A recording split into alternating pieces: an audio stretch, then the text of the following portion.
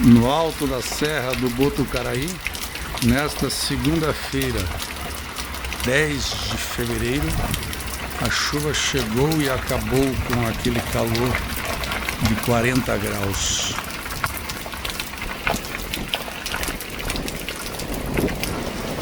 A natureza agradece.